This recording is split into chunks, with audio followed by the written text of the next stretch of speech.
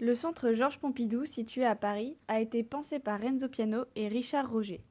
Situé dans le 4e arrondissement, il s'ouvre sur une grande place publique, la Piazza, de par son entrée principale. Le bâtiment se concentre sur la moitié de cette place et s'élève comme un symbole de celle-ci.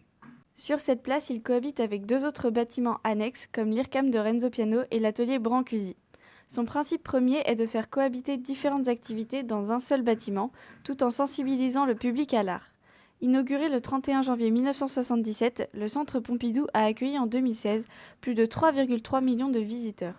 Au sein du Musée national d'art moderne, il conserve l'une des 3 plus importantes collections d'art moderne et contemporain au monde, avec celle du Museum of Modern Art de New York et de la Tate Modern de Londres. La réponse au programme de base est donc bien présente si l'on regarde ces chiffres. Le public peut y circuler librement dans l'enceinte du bâtiment, il accueille beaucoup d'artistes et d'architectes chaque année, il concentre alors un pouvoir culturel très important. On peut noter aussi que le Centre Pompidou a créé des annexes, telles qu'une annexe mobile qui se déplace entre les villes de Chaumont, Cambrai, Boulogne-sur-Mer, Libourne, Le Havre et Aubagne entre 2011 et 2013.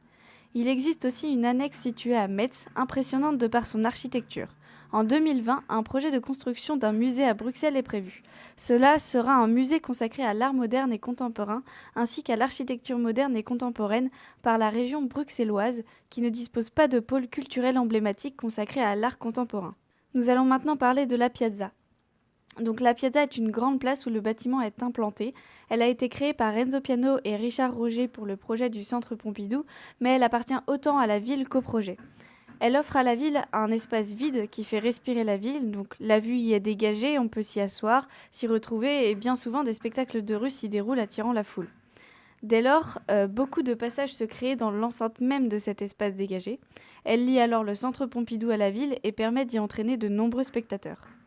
La piazza est entièrement liée au bâtiment. En effet, aucun seuil n'y est mis, aucun escalier marque le début du bâtiment.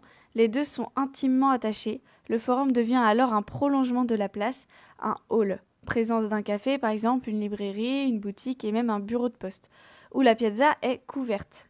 Donc la chenille elle-même qui dessert les différents espaces situés à l'extérieur est conçue comme un prolongement vertical de la circulation de la ville.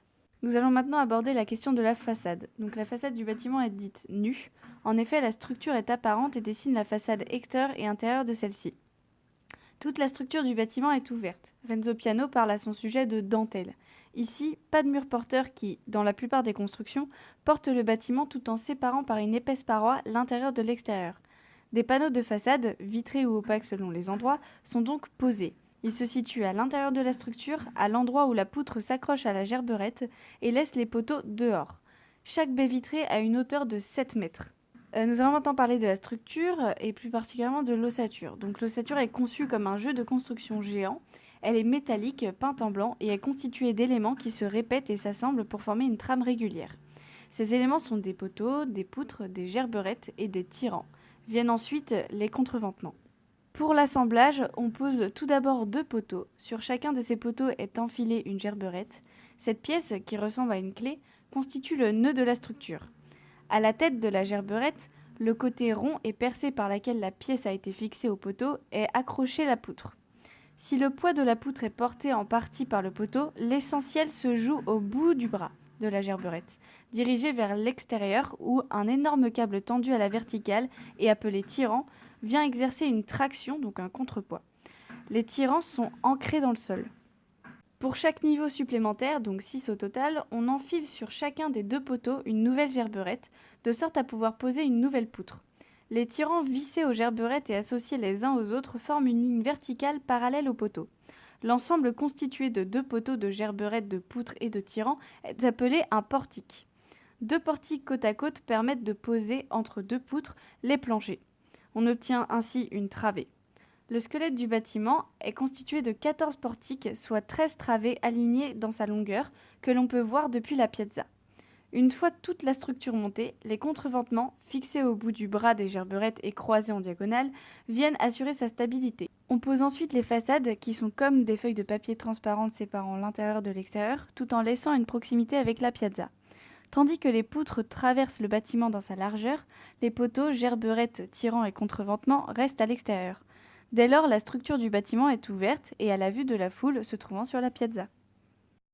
Nous allons maintenant parler des matériaux. Donc, les matériaux qui composent le centre Pompidou ne sont composés que d'acier, de métal et de verre. La présence très forte de la couleur est l'une des caractéristiques de l'architecture du centre Pompidou. 4 couleurs fortes, le bleu, le rouge, le jaune et le vert, animent cette façade et habillent sa structure, selon un code défini par les architectes. Donc le bleu pour les circulations d'air, le jaune pour les circulations électriques, le vert pour la circulation d'eau et le rouge pour la circulation des personnes, escalators et ascenseurs par exemple. L'infrastructure métallique de 3 niveaux y regroupe des locaux techniques et des services. Une vaste superstructure en verre et en acier de 7 niveaux, y compris la terrasse et la mezzanine, concentre la plupart des secteurs d'activité du centre.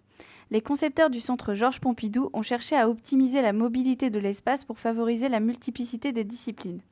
Ainsi, pour que les espaces d'exposition soient aussi libres que possible, chacun des 7 niveaux est un vaste plateau dont on peut déplacer les cloisons à sa guise.